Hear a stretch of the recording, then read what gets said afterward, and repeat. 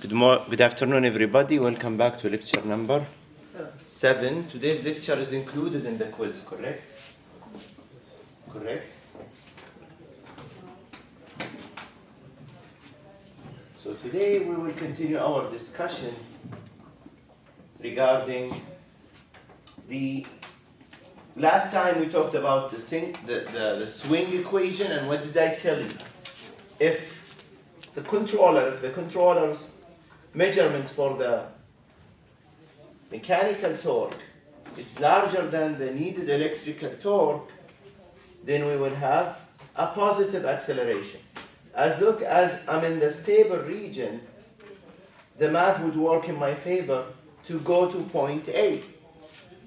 Point A is point of stability, where the mechanical power equals to the generated electrical power. If it's a generator, the provided mechanical power generates enough electrical power. If it's a motor, the provided electric power provides enough mechanical power for the mechanical load. If we go to the unstable region, the inertia will drive you away from point C. And what are some of the ways to improve the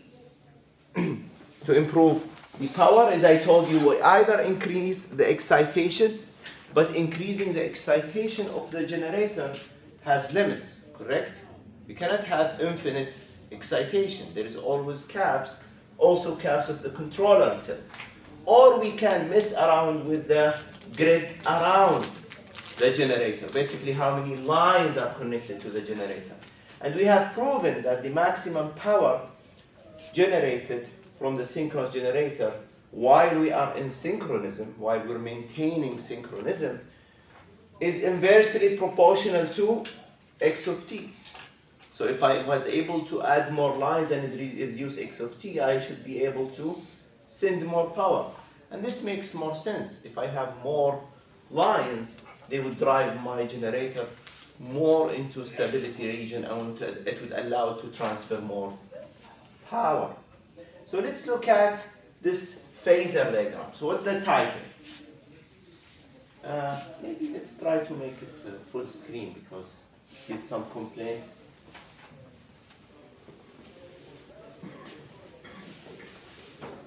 The effect of field change. So what is the field?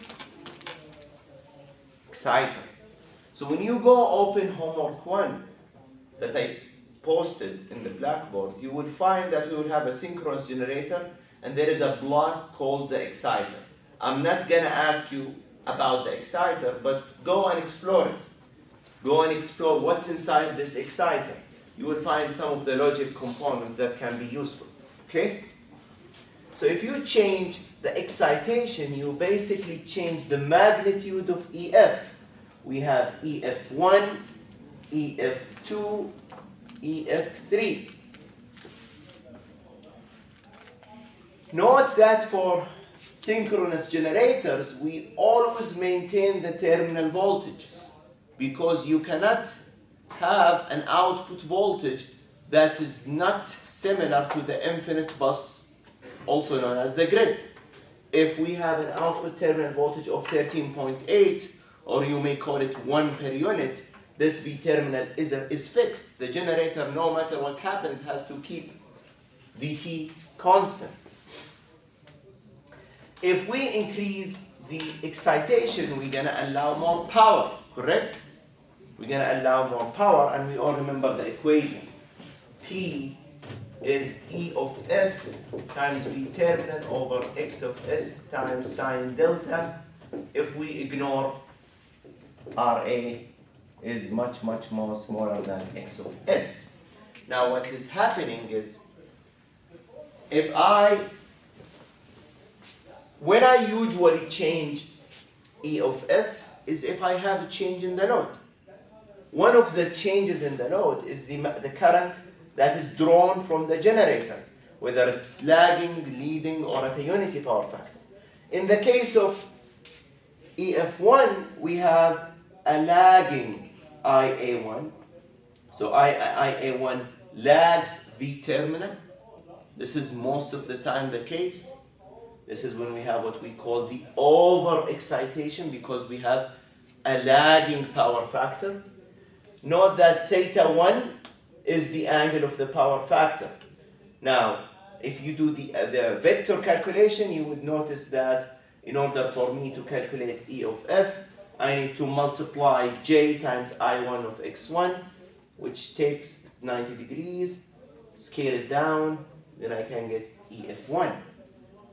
For IA2, I have, what's the power factor of IA2? Think about it.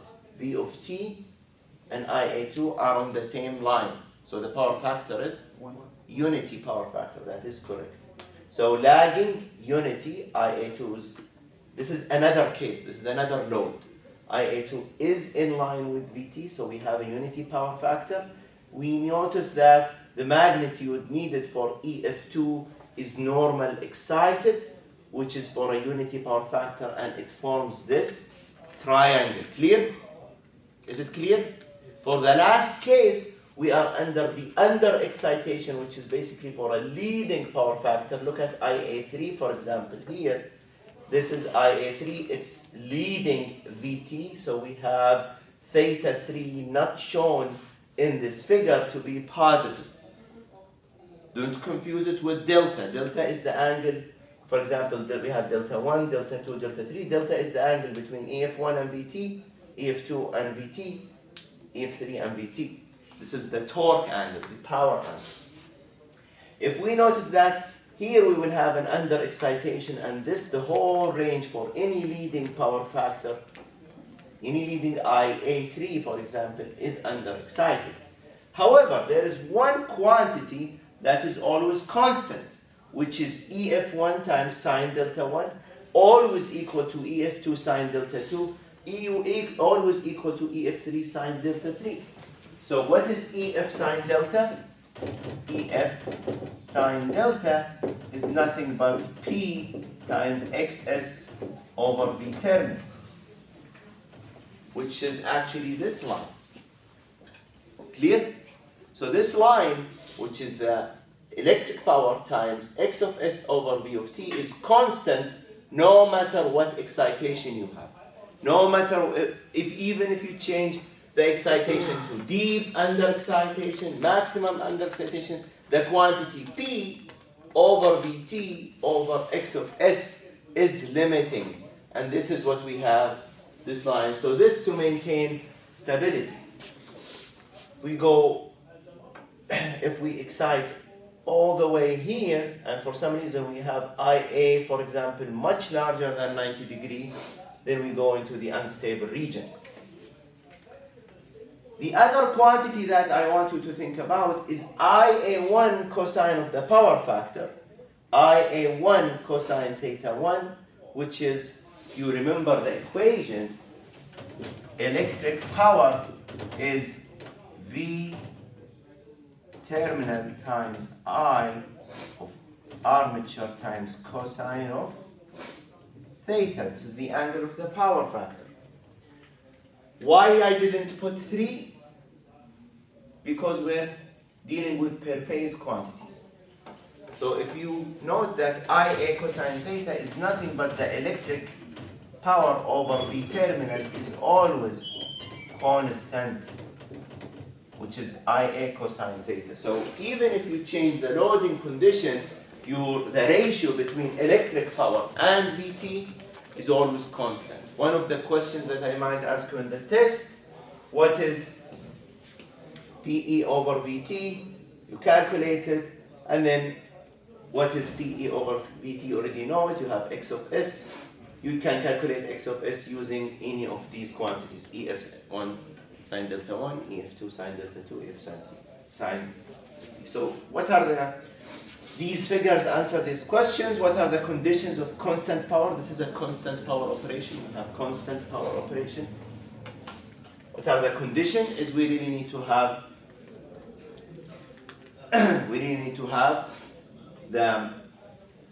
the quantity PE over Tx of S is always constant, as well as PE over Vt is always constant, no matter how much you change your loading condition. So these are the phasor diagram for constant power of operations, showing the loci, which is the summation of locuses, you can call it locus of armature current and generated voltage at different power factor conditions. The next figure is for the motor, and if you note that all of the E's for the motor are corresponding with a negative delta. Here, here it's overexcited for leading, normal excited for unity, underexcited for lagging motors. It's the opposite, you flip it. So even, it's the same thing, delta is negative for IA1, IA2, IA3, the projection, IA1 cosine theta 1, IA2 cosine theta 2, IA3 cosine theta 3 is always constant, and the projection of EA1 sine delta, which is the projection, which is this quantity, is always constant. This is effect of field change for at a constant power for the motor. So you always have limits. You can change the excitation or you can change the loading conditions, but power is always limited. Power is always limited. So what will happen if so here in these two figures, I maintain what? Constant power, correct? Because I maintained constant power, what did I have to do? I have to change the excitation. I have to change the magnitude of E, F, and the angle delta, correct? If I have constant excitation, so I am not allowing myself to change the excitation, it means I'm going to have different powers. I'm going to have P1, P2, P3, P4. I'm fixing V terminal or V phase, and based on the loading conditions, for every loading conditions, I'm going to have a corresponding E. So for very small leading currents up to a unity, my E would match, up to the unity, my E would match V terminal. But at the moment I have lagging, my excitation would, so this is I1, E1, so this is underexcited. No, I3, this is normal excited, we have my triangle. E4 is I have, is this a motor? Yeah, that's a motor. This is overexcited, underexcited, normal excited, but what do I have? My power changes. My power changes. So show the effect of increasing the load in the operation of a synchronous motor with constant excitation. If I keep the excitation constant, I have nothing but to change my powers to accommodate any change in the current drawn by the load. I have II1, IA2, IA3, IA4, 4 different excitations. Each one of them has a different power. So these diagrams, we don't care about drawing them, but they are very useful when you operate a machine in the field and you see these drawings. You should have some understanding how to read them. Okay? You should have some understanding on how to read them. So any question about the 3 figures?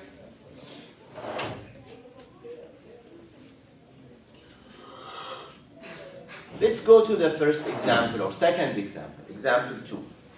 2 3-phase 6.6 kilovolt. Is this a line-to-line quantity or a phase quantity? Line-to-line. Why? Because the language of power system is line-to-line. So keep in mind when you draw this circuit, this is a single-phase equivalent circuit or a line-to-line equivalent circuit? Single phase. This is a single phase. This shows only phase A most of the time. It means this EA, EB, when you do your calculations, or VT shown here, this VT is actually 6.6 over square root of 3, correct? This is always the case for single drawing, single phase. Ask yourself, am I having a 3-phase circuit or am I having a single phase circuit? Y connected, what does Y connected mean? It means the relationship between line to line voltage and the line voltage is governed by dividing through square root of 3. If it's if it is delta connected, you have to divide by square root of 3 for the currents, not the voltages. But most of the time, we connect generators as Y connected. They operate in parallel as shown. So what does it mean operating in parallel? They should have Same voltage. same voltage, terminal voltage, VT. They should have the same frequency. They should have the same phase sequence. And they should have the same phase angle across their terminals. Not across their fields, across their terminals. So we all know by default that VT is 6.6 divided by square root of 3, 6.6 divided by square root of 3, 6.6 divided by square root of 3 kilovolts. The loading conditions, basically this load is 3 kilowatt at 0.8 power factor lagging. The problem is giving you the impedance, the synchronous impedance for the generator A and generator B to be, this is RA, this is X of S. So this is RAA, this is X of S A. This is RA of generator, this is RAA, this is RAB, this is JXS of B. So he's giving it to you again per phase quantity, indicating that these numbers are applicable to the single phase equivalent circuit. This is a single phase equivalent circuit. I give my quantities in per phase. The current that is drawn from generator A is IA, and he is only giving you the magnitude, and he's telling you it's a lagging. It makes sense it's lagging, because if this is lagging, the load will be lagging.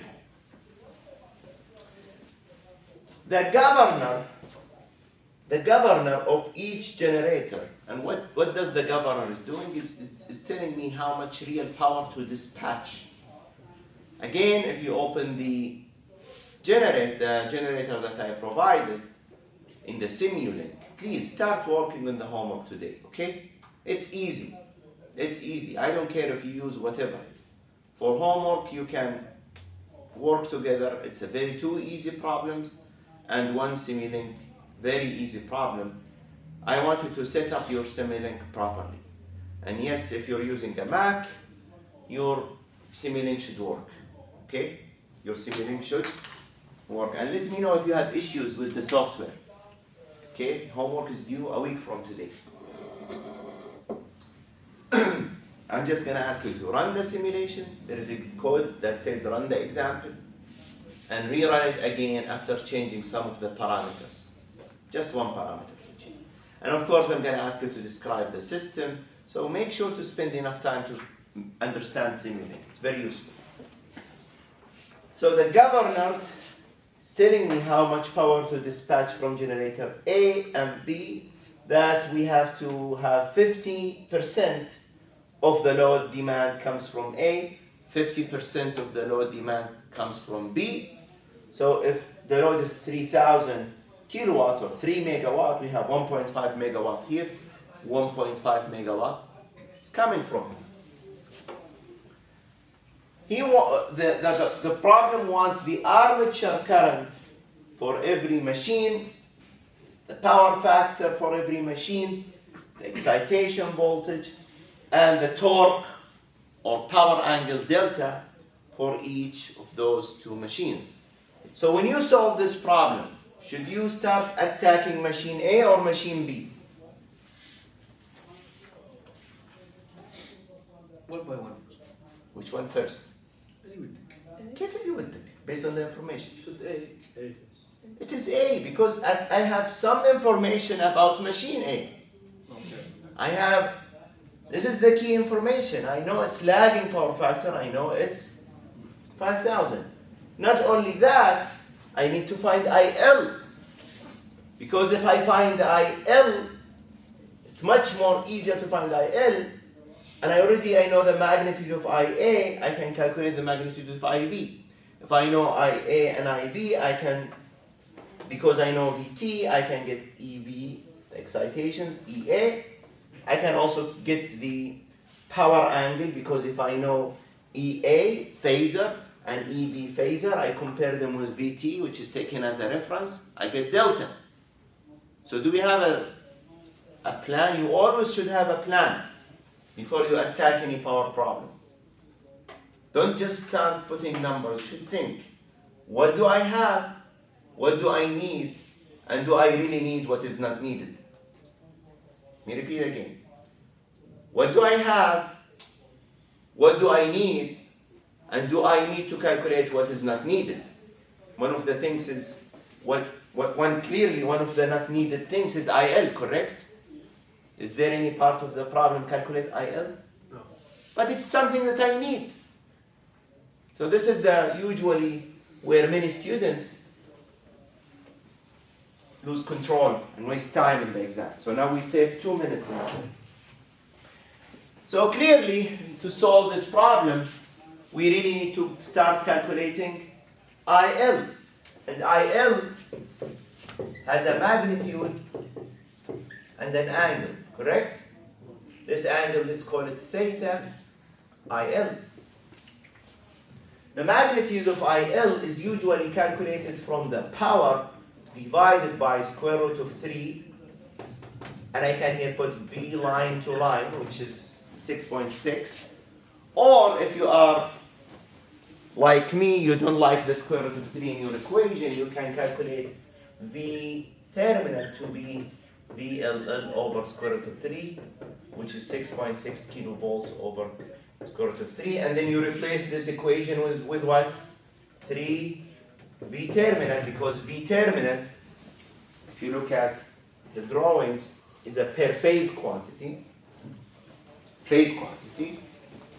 times cosine of theta of the load, which is the power factor. This is given. Cosine theta is already given in the problem. It's 0.8. The magnitude is clearly, and who did not bring the calculator? Please bring the calculators. The reason I want you to bring the calculator is, one, to verify with me that the slides are correct.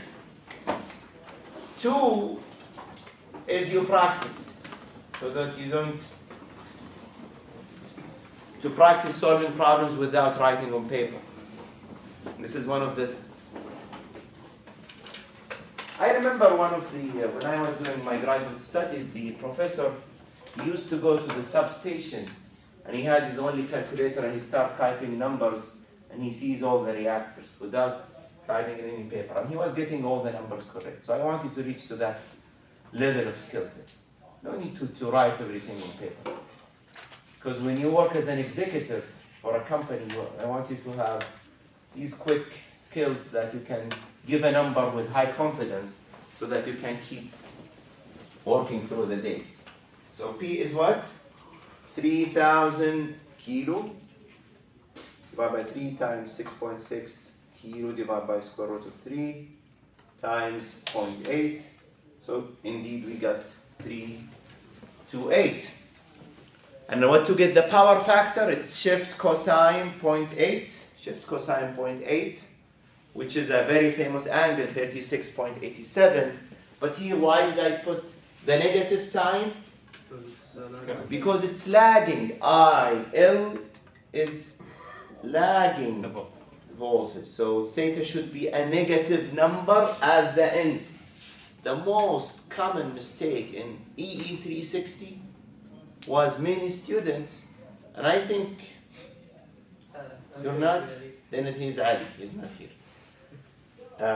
This was a very common problem, and many students, they lost the A plus because of that. They ended up with A and B plus because of, they just put 36.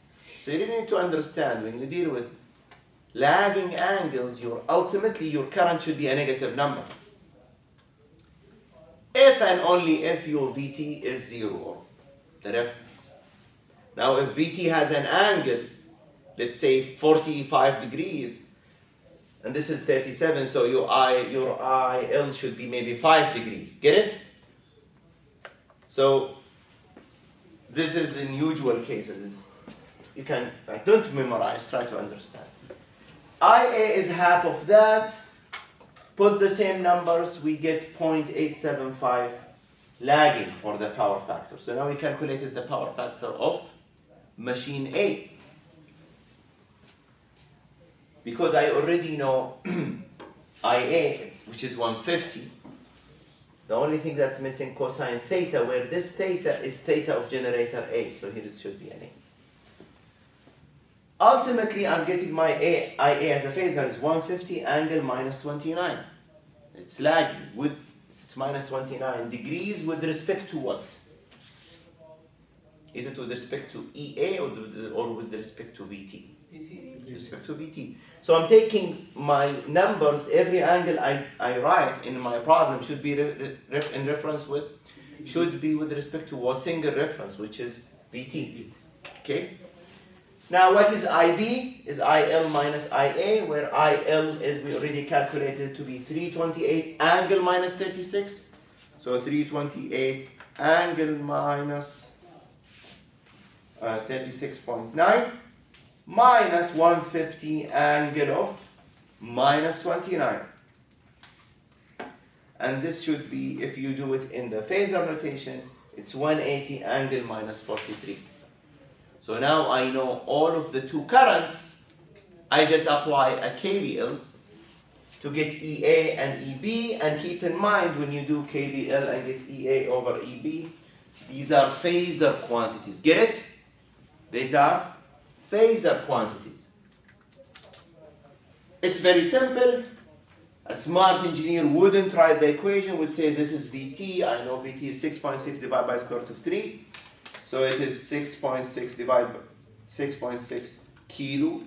You know, I put the kilo is 10.3 divided by square root of 3. VT, I want to get EA, which is VT minus IA times Z of S of A. Because why? No, plus, because this is plus and minus. Passive convention. Get it? Mm-hmm. If you draw the polarities, you should have it like that. Because you already, by definition, you have the current going from generator to the load. So if you do the KVL, it's VT plus IA Z is A equal to EA. Get it?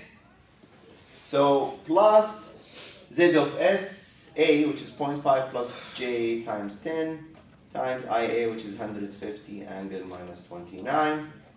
I'm going to just do verify only EA, which is I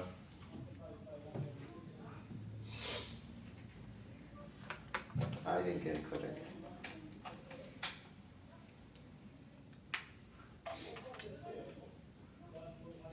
Do you think we have a mistake?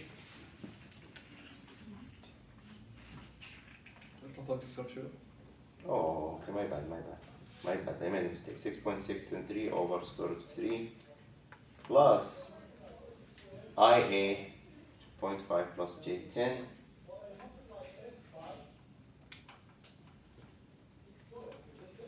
times IA, which is 150 angle minus 29. Yeah, it is correct. It's 4770 angle 15 multiplied by square root of 3 and add an angle 30 degrees to get the line quantity.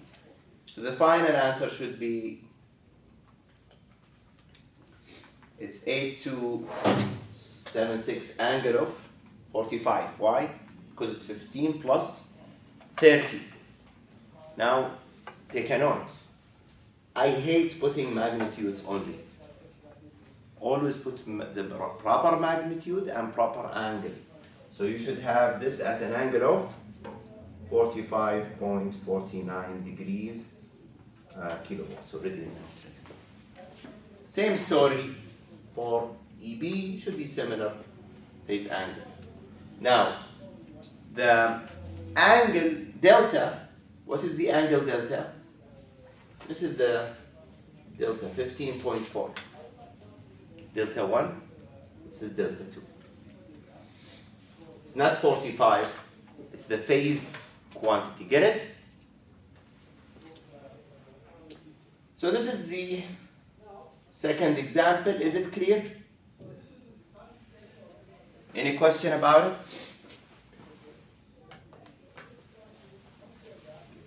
So always, please make sure when you write your answers, you really need to read what is needed, what do I have, what is needed, what is not needed that I need. And when you write the power equations, the KVL, KCL, etc., keep in mind that when you convert to line quantities, don't forget to convert the angles. But it's not really that important. So these are one of the things is I want you to do it. Or extra things. So don't memorize, try to understand. What are the tricks, possible tricks? Can we think about tricks for the exam? أول ما أقول لك أفكر تريكس. أفكر تريكس وأعطيك الفكرة يعني. No, now it's a class. We need to think together.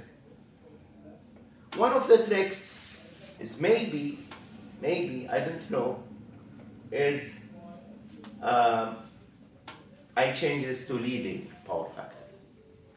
Maybe the toughest trick I can do is, what if I mandate a certain lagging power factor here, then I'm telling you this is leading. So IAB should be also leading. So you need to get the difference. So that's one of the tricks. But hopefully I don't want to reach to that level. But a simple things is, rather than equally, I would say 60% of load 1, 40% of load 2. That's a highly probable trick in the exam. Get it? Yes. This is a highly probable trick. 60-40. Maybe I add a third generator. If a third generator is connected suddenly, what will happen? So I want you to think that way, discuss with each other. But that's how I think when I write the exams. Shouldn't be hard, but you should really go over the slides, try to understand really the concepts. Another example. You remember the single machine infinite bus? So if I connect a single machine to an infinite bus, one criteria of the infinite bus is it always maintains magnitude of 1 per unit and 0 angle. So we have this single machine infinite bus. If the machine, okay, I don't like to read the question. I want to read the figure first. Try to understand the figure. If it doesn't make sense, I go to the problem. What do I see in my figure? Is it the single phase or 3-phase diagram? It's clearly a single phase because I see only one line. And are those in per unit or in line-to-line quantities?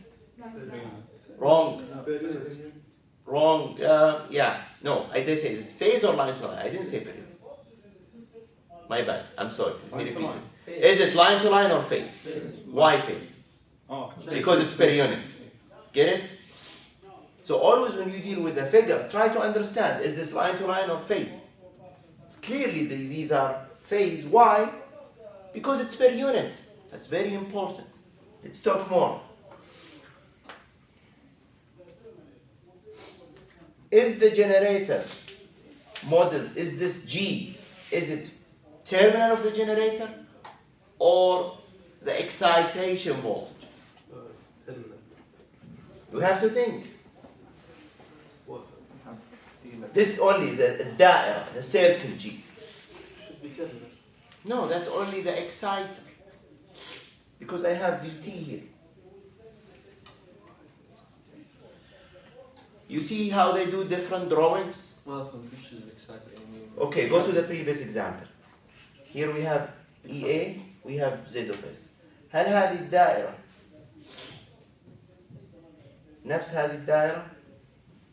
Or if we go to one of the previous examples, هذه الدائرة كلها includes XSS داخلها. You got my point? Sometimes they bake in X of S inside the circle. Sometimes they put it outside. Go here. Hina. It's really tricky, but that's why I'm here. Try to discuss. هذه الدائرة. هل الجنريتور include ال X of S? كيف تعرف؟ Yes. كيف تعرف? You know what's next. This is the only transformer. فit is ال X of S داخل الدائرة. هذه الدائرة. معلش ستوب. So اللي فوق هذه تعتبر terminal. Yeah, هي VT. This is VT. إيه. بس بعض الأحيان في الدروينج أعطيك مثل in this case. هذا اكسايتر X of S داخل الدائرة ولا برا الدائرة؟ برا. داخل الدائرة هنا كله لاين بس. نسوي VT هناك. ال VT معناتها هنا عند الدائرة. يصير. Let's go. هذا السؤال. ال X of S داخل الدائرة ولا برا الدائرة؟ برا. برا الدائرة. It means VT هنا. Last question.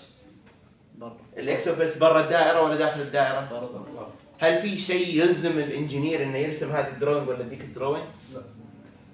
It's their choice. So these are one of the skills I want you to learn is to adjust with different engineering drawings. And do not just إذا كانت برا معناها terminal.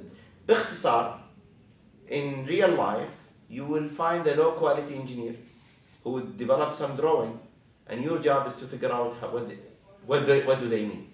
So you will spend most of your time trying to don't assume if you get an engineering drawing from Samsung that's going to be perfect. Most of the time they do it under pressure and they use different symbols. And clearly here we're experiencing one clear difference. Is this V terminal here or V terminal here? Clear? Did you get my point? Yes. So in the exam, I want you to think. That's why I asked you to look at the drawing. Here I have X of S. So this box is generator. This is SG. صح ولا لا?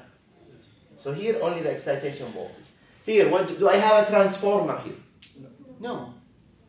Here I just connected that how many lines? Two transmission lines. What's the equivalent impedance?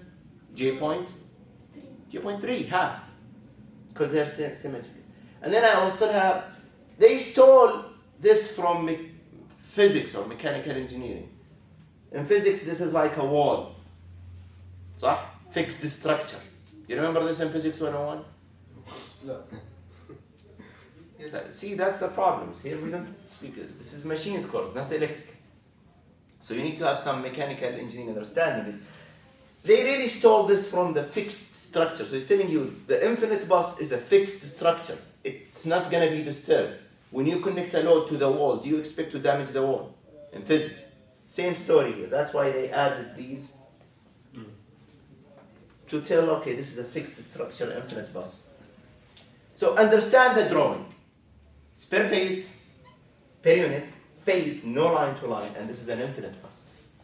Now it's time to read the question. If the machine delivers rated current at unity power factor, I want to find VT, I want to find the excitation, I want to find P and Q at the infinite bus. Let me ask you a question. Where the P and Q comes from the generator to the infinite bus. Okay? But read the question. He wants the P and Q at the infinite bus. So At the infinite bus. Not here, not here. So let's see how he did it. And probably you wouldn't like how he did it, the book or the source of the slides. And we will think about a more practical way. So what he has done is he said from phasor diagram, so he already had a phasor diagram. In phasor diagram, he used the fact it's a unity power factor. So IA is in phase with VT, that's information number 1. 2 is he said, I know it's a rated current. So rated current implies that the magnitude of IA is 1. Because it's rated in per unit. Why? Do you remember in per unit? we had I base is S base for a single phase form divided by V base, this is phase. So at rated conditions, S base is 1 per unit, V base is V rated is 1 per unit, angle 0, and I rated is I base is 1 per unit. Here at an angle 0 because it's a unity power factor. But we'll think about a better way to solve it. He solved it using VT, so VT, no, that's wrong, that's VB. This is VB, the infinite bus is 1 per unit. Oh, no, there's no number here. He wants VT. So VT has an angle 0. IA is 1. So what he did is, he knows that VB is what? This arrow, VB is the infinite bus. VB is what? 1 per unit. And he doesn't tell you what's the angle. So when he solved this question, what is my reference? VT. Is it the infinite bus voltage? No. So here we have an angle, we call it alpha. Here at an angle of 0. So what he did here is he said this is 1 per unit, and he used the magnitude to get VT is 1 minus 0.32. From where he got the 0.3 number? The impedance. Why? Because the impedance is IA times the impedance. If you do the multiplication, you can calculate VT. It's KVL. But I'm not going to solve it this way. I don't like solving it this way. So let's solve it using old school. What is my old school? I'm showing you how he did it in the slide. But also I want to show you how to do it in the old school, which is not using phasors.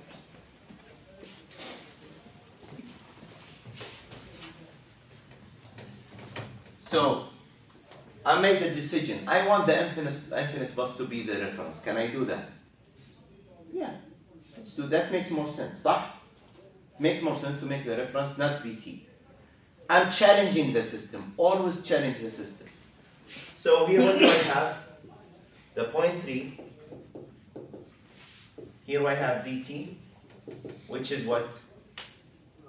VT at an angle of 0. theta VT. No, I'm challenging this. Oh. V base, I want it to be 1 at an angle of 0. And he's telling you IA is 1 at an angle of 0. صح ولا لا? So can I do KVL? Yes. Plus minus. So VB plus J IB equal to VT. Agree with me? Yes. So 1 angle 0. ما ضربتها ب 0.3. Oh yeah, 0.3. Plus J 0.3 IB. What is IB? 1. Because it's a rated current. Rated current. Here's the problem. The problem in IB, if I take this as a reference, IB should be what? Shouldn't be at angle 0. It should be 1 at an angle of minus theta V T. Because I'm taking my reference as VB. ما في شيء يلزمني. I'm just trying to show you some example. And also he said rated current, unity power factor. Unity power factor with respect to VT. So it means, no, that's VT, angle VT. So VT and IA, they have the same angle, right back. So that's IB, which is 1 angle theta VT. equal to 1 equal to Vt magnitude angle of theta Vt. Can I solve this equation? Hmm? Let's think together. Can I solve it? No. No. Why? Have Can I solve this equation? No, because two variables, one equation. So it means my decision to make the angle of VB to be zero is wrong. Clear? That is why in this drawing we have to make the reference to be V10.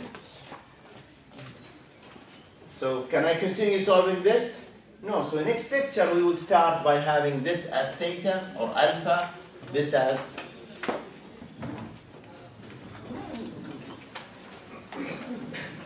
so next quiz will be until this example or before. next quiz will be until this exam, to be fair.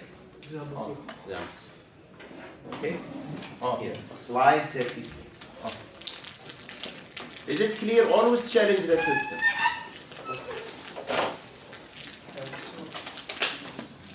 Any questions?